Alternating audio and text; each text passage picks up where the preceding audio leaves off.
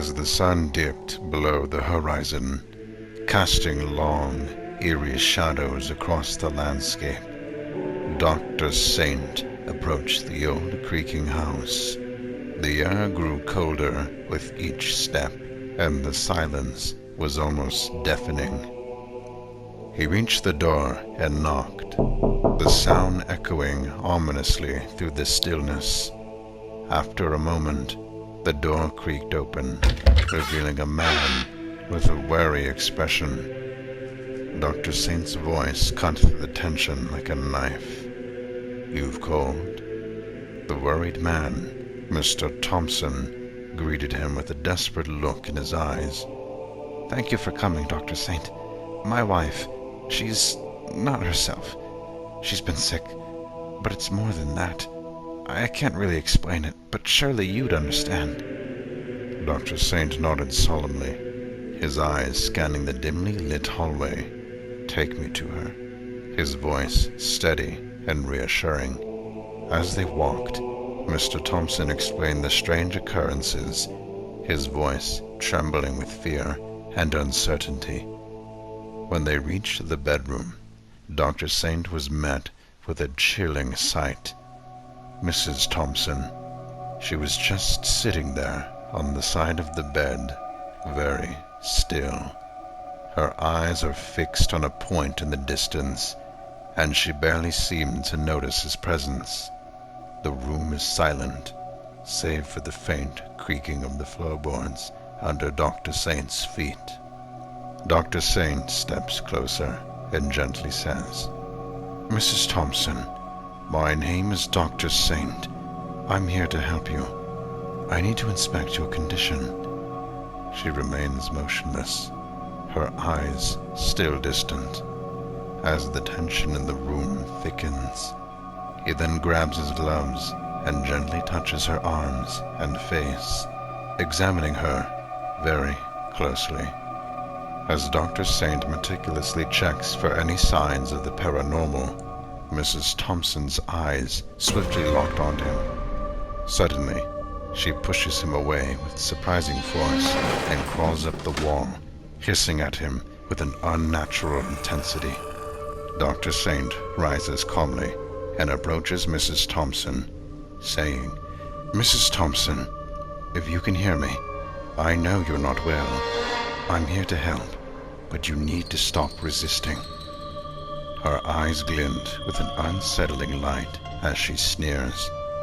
"Et peccatoris nocte consurgent, veniam orte madete doctor." "Mr. Thompson," Dr. Saint said, turning to face the anxious husband, "I believe your wife is seized by the devil. I need your permission to perform an exorcism. It is the only way to save her and release the demon from her soul." Mr. Thompson hesitated for a moment, his face a mask of anguish, but then he nodded, his voice barely a whisper. "Do whatever it takes, Dr. Saint. Please save her." Unfazed, Dr. Saint begins chanting the ancient exorcism rites. "In nomine Patris et Filii et Spiritus Sancti." As he chants, Mrs. Thompson begins to levitate, her body rising slowly off the ground, and the whole room begins to rumble. Suddenly, she falls back into bed, and everything stops rumbling. "Is she cured?" Mr. Thompson asks. "No," Dr. Saint replied. "I've simply put her to sleep. Now I can continue my examination." Dr. Saint carefully examines her body and notices something peculiar.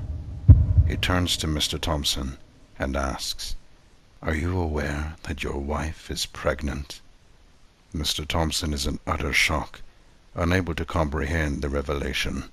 Dr. Saint then suggests, in order for the demon to leave her body, she must birth it out of her. "I will need your help for this." Mr. Thompson is very unsure, his face a mixture of confusion and fear. He hesitates, looking at his wife, and then back at Dr. Saint. After a moment of silence, he finally nods accepting the reality of the situation. "All right, I'll do whatever it takes to help her," he says, his voice shaky but determined.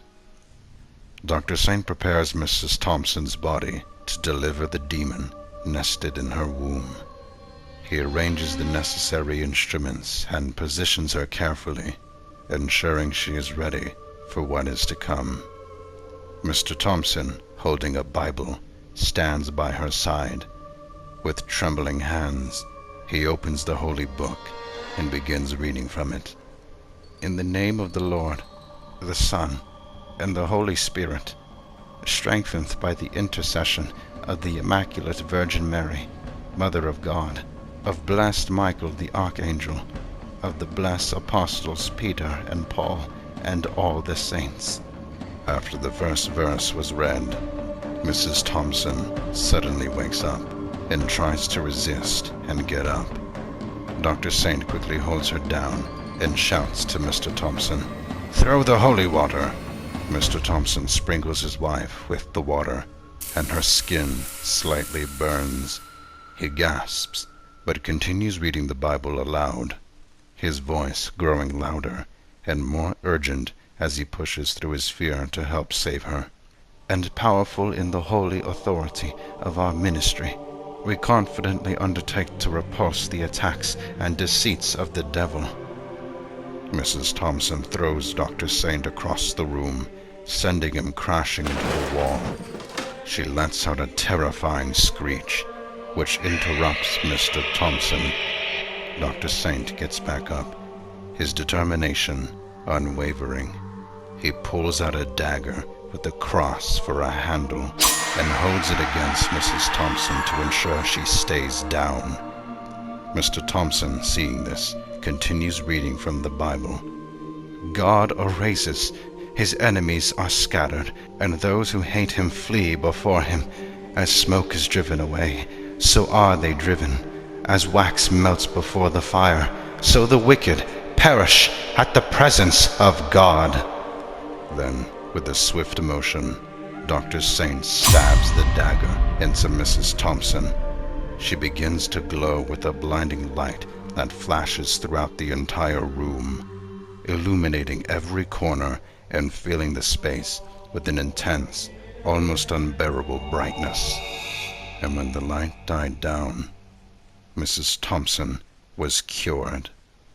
Mr. Thompson rushed to her and held her tightly, reunited in loving arms. Both Mr. and Mrs. Thompson were in tears, showing their deep gratitude to Dr. Saint for saving her. As for Dr. Saint, he heard a crash from outside and looked out the window to see the demon from Mrs. Thompson roaming the streets. He took a deep sigh. Well, the night's still young, and loaded his gun with blessed bullets. He then leapt out the window to continue his holy work once more.